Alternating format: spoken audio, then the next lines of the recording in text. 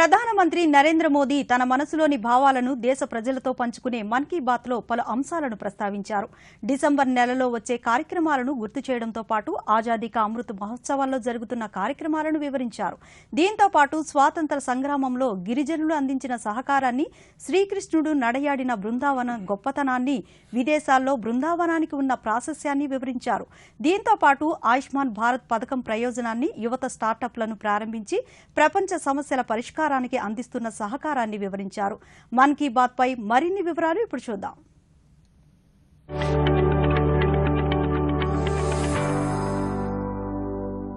ప్రధానమంత్రి నరేంద్ర మోదీ తన మనసులోని భావాలను దేశ ప్రజలతో పంచుకునే మన్ కీ బాత్ 83వ సంచికలో పలు అంశాలను ప్రస్తావించారు.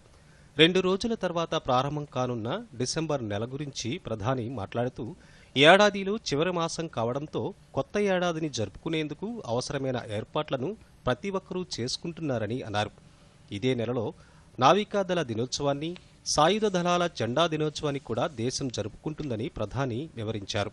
డిసెంబర్ 16న 1971వ యుద్ధ స్వర్ణోత్సవాన్ని దేశం జరుపుకోనున్నట్లు మోదీ తెలిపారు. ఈ సందర్భాల్లో భద్రతా దళాల వీరులను స్మరించుకుంటున్నారని, వారితో పాటు వారికి జన్మనిచ్చిన ధైర్యమైన తల్లులను గుర్తు చేసుకుంటున్నట్లు ప్రధాని వివరించారు. నమో యాప్లో, మైగవ్ యాప్లో దేశంలోని వివిధ ప్రాంతాల నుంచి మన్ కీ బాత్కి సూచనలు, సలహాలు అందిస్తూ ప్రతి ఒక్కరూ ఇందులో భాగస్వాములవడం తనకు ఎంతో నచ్చిందని ప్రధాని వివరించారు. 2 दिन बाद दिसंबर का महीना भी शुरू हो रहा है और दिसंबर आते ही साइकोलॉजिकली हमें ऐसा ही लगता है कि चलिए भाई साल पूरा हो गया, ये साल का आखिरी महीना है और नए साल के लिए ताने बाने बुनना शुरू कर देते हैं. इसी महीने नेवी डे और आर्म्ड फोर्सेस फ्लैग डे भी देश मनाता है. हम सबको मालूम है 16 दिसंबर को 1971 के युद्ध का स्वर्णिम जयंती वर्ष भी देश मना रहा है.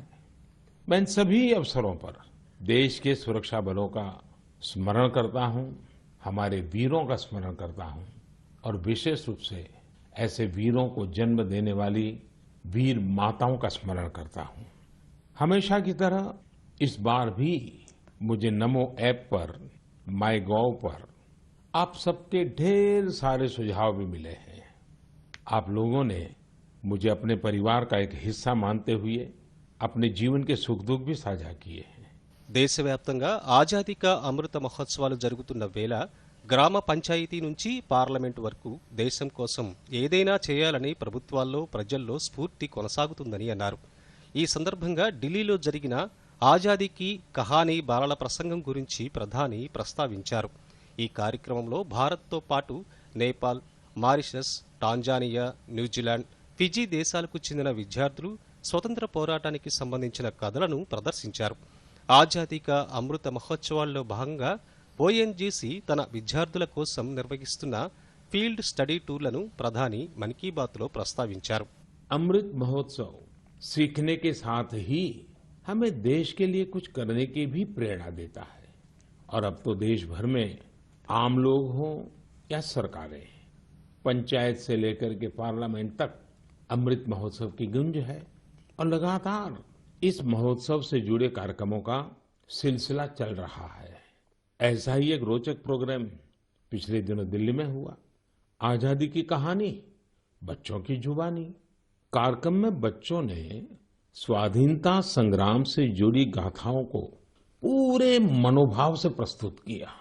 खास बात ये भी रही कि इसमें भारत के साथ ही नेपाल, मॉरिशस, तंजानिया, न्यूजीलैंड और फिजी के स्टूडेंट्स भी शामिल हुए. हमारे देश का महारत्न ओएनजीसी भी कुछ अलग तरीके से अमृत महोत्सव मना रहा है. ओएनजीसी इन दिनों ऑयल फील्ड्स में अपने स्टूडेंट्स के लिए स्टडी टूर का आयोजन कर रहा है. इन टूर्स में युवाओं को ओएनजीसी के ऑयल फील्ड ऑपरेशंस की जानकारी दी जा रही है. उद्देश्य ये कि हमारे उभरते इंजीनियर राष्ट्र निर्माण के प्रयासों में पूरे जोश और जुनून के साथ हाथ बटा सके. ధైర్య సాహసాలను యుద్ధరంగంలోనే ప్రదర్శించాల్సిన అవసరం లేదని, అనుకున్న లక్ష్యాన్ని చేరుకునేందుకు ప్రతి రంగంలో ప్రదర్శించాలని ప్రధాని సూచించారు. ఈ సందర్భంగా జలంలో ఉన్న సాంప్రదాయ నూన్ నదీ కాలక్రమంలో తన ఉనికిని కోల్పోతే అక్కడ ఉన్నటువంటి ప్రజలు ఒక కమిటీగా ఏర్పడి స్వచ్ఛందంగా పనిచేసి నదికి తిరిగి జీవం పోశారని అన్నారు. దీని వలన ఎంతో మంది రైతులు లబ్ధి పొందుతున్నారని అన్నారు. ఈ ధైర్య సాహసాలు మన దేశస్థుల సంకల్ప శక్తిని చాటుతున్నాయని మోదీ వివరించారు. ప్రకృతిని సంరక్షించినప్పుడు అది తిరిగి మనకు రక్షణ, భద్రతను తిరిగి ఇస్తుందని ప్రధాని తమిళనాడులోని తుత్తుకుడి తీర ప్రాంతాల్లో ముంపునకు గురయ్యే చోట్ల తాటి చెట్లను పెంచడం ద్వారా ముంపు ప్రమాదం నుంచి అక్కడ ప్రజలు రక్షించబడుతున్నారని అన్నారు.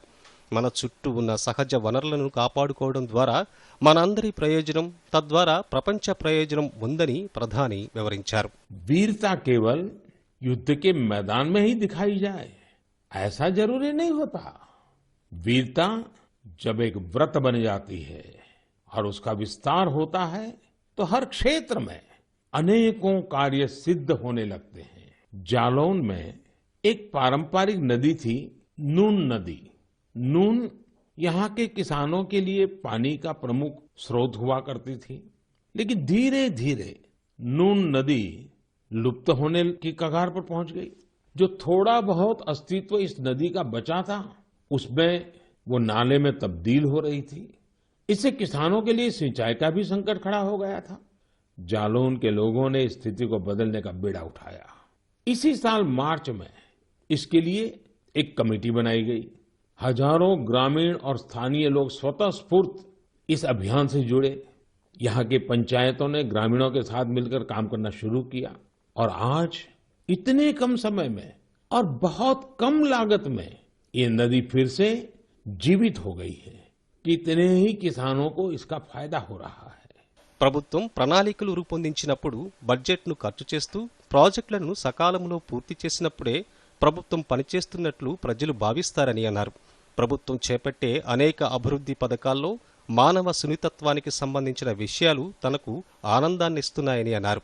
ప్రభుత్వం చేపట్టే అనేక అభివృద్ధి పథకాల్లో మానవ సున్నితత్వానికి సంబంధించిన విషయాలు తనకు ఆనందాన్నిస్తాయని అన్నారు. ప్రభుత్వ పథకాల ద్వారా తమ జీవితాలలో చోటు చేసుకున్న మార్పులను విన్నప్పుడు అవి మనసుకు సంతృప్తినివ్వడంతో పాటు ప్రజల్లోకి తీసుకువెళ్లేందుకు స్ఫూర్తినిస్తాయని అన్నారు. అందులో భాగంగా ఆయుష్మాన్ భారత్ పథకం ద్వారా గుండె శస్త్రచికిత్సను చేయించుకున్న రాజేష్ కుమార్ ప్రజాపతి, మోకాల ఆపరేషన్ చేయించుకున్న సుఖదేవ్ జీలతో ప్రధాని ఫోన్ సంభాషణ జరిపారు. ఆయుష్మాన్ భారత్ ద్వారా వారు పొందిన లబ్ధి గురించి సవివరంగా తెలుసుకోవడంతో పాటు వారి జీవితాల్లో కలిగిన మార్పును 10 మందికి తెలియచేయాల్సిందిగా ప్రధాని వారికి సూచించారు. सरकार जब योजनाएं बनाती है, बजट खर्च करती है, समय पर परियोजनाओं को पूरा करती है, तो लोगों को लगता है कि वो काम कर रही है। लेकिन सरकार के अनेक कार्यों में, विकास के अनेक योजनाओं के बीच मानवीय संवेदनाओं से जुड़ी बातें हमेशा एक अलग सुख देती है। सरकार के प्रयासों से, सरकार की योजनाओं से कैसे कोई जीवन बदला, उस बदले हुए जीवन का अनुभव क्या है, जब ये सुनते हैं तो हम भी संवेदनाओं से भर जाते हैं। यह मन को संतोष भी देता है और उस योजना को लोगों तक पहुंचाने की प्रेरणा भी देता है। దేశంలో యువత అధికంగా ఉన్నారన్న ప్రధాని నేటి యువత వినూత్న ఆలోచనలతో అన్ని రంగాల్లో ముందుకు దూసుకువెళ్తూ ప్రపంచ సమస్యల పరిష్కారంలో సహకరిస్తున్నారని అన్నారు. ప్రస్తుతం ఉన్న స్టార్టప్ల యుగంలో భారత్ మిగతా దేశాల కంటే ముందంజలో కొనసాగుతుందని అన్నారు. ప్రతి ఏటా రికార్డు స్థాయిలో స్టార్టప్లో పెట్టుబడులు వస్తున్నాయని అన్నారు. మన దేశంలో ఉన్న యూనికార్న్ స్టార్టప్ల విలువ దాదాపు 7 కోట్ల కంటే ఎక్కువగా ఉందని అన్నారు. కరోనా మహమ్మారి విజృంభించిన సమయంలో కూడా మన యువత స్టార్టప్లలో దూసుకు వెళుతుందని అన్నారు. ప్రస్తుతం $1 బిలియన్ కంటే ఎక్కువ విలువ కలిగిన స్టార్టప్లు మన దేశంలో 70కి పైగా ఉన్నాయని అన్నారు. వీటిలో పెట్టుబడులు కేవలం మన దేశం నుంచే కాకుండా అన్ని దేశాల నుంచి వెల్లివెత్తుతున్నాయని అన్నారు. ఈ సందర్భంగా సాంకేతిక పరిజ్ఞానంతో ఆటోమొబైల్స్ నుంచి వచ్చే వాయు కాలుష్యానికి తన స్నేహితులతో కలిసి స్టార్టప్ ద్వారా పరిష్కార మార్గాన్ని కనుగొన్న మయూర్ పాటిల్తో ప్రధాని సంభాషించారు. పర్యావరణ పరిరక్షణకు చొరవ తీసుకున్నందుకు ప్రధాని వారిని అభినందించారు. मयूर जी नमस्ते। नमस्ते सर जी। मयूर जी आप कैसे हैं? बस बढ़िया सर, आप कैसे हो? मैं बहुत प्रसन्न हूँ। अच्छा मुझे बताइए कि आज आप कुछ स्टार्टअप की दुनिया में हैं, हाँ जी। और वेस्ट में से बेस्ट भी कर रहे हैं, हाँ जी। एनवायरमेंट का भी कर रहे हैं। थोड़ा मुझे अपने बारे में बताइए, कि काम के बारे में बताइए, और इस काम के पीछे आपको विचार कहाँ से आया? तो जब कॉलेज में था तभी मेरे पास मोटरसाइकिल था जिसका माइलेज बहुत कम था और एमिशन बहुत ज्यादा था। वो 2 स्ट्रोक मोटरसाइकिल था। तो एमिशन कम करने के लिए और उसका माइलेज थोड़ा बढ़ाने के लिए मैंने कोशिश चालू किया था कुछ 2011-12 में, और उसका मैंने करीब करीब 62 किलोमीटर पर लीटर तक माइलेज बढ़ा दिया था। तो वहां से मुझे ये प्रेरणा मिली कि कुछ ऐसा चीज बनाएं जो मास प्रोडक्शन कर सकते हैं, तो बाकी बहुत सारे लोगों को उसका फायदा होगा। सो 2017-18 में हम लोगों ने उसका टेक्नोलॉजी डेवलप किया और रीजनल ट्रांसपोर्ट कॉर्पोरेशन में हम लोगों ने 10 बसेस में वो यूज किया उसका रिजल्ट चेक करने के लिए, और करीब करीब हम लोगों ने उसका 40% एमिशन उसका कम कर दिया बसेस में।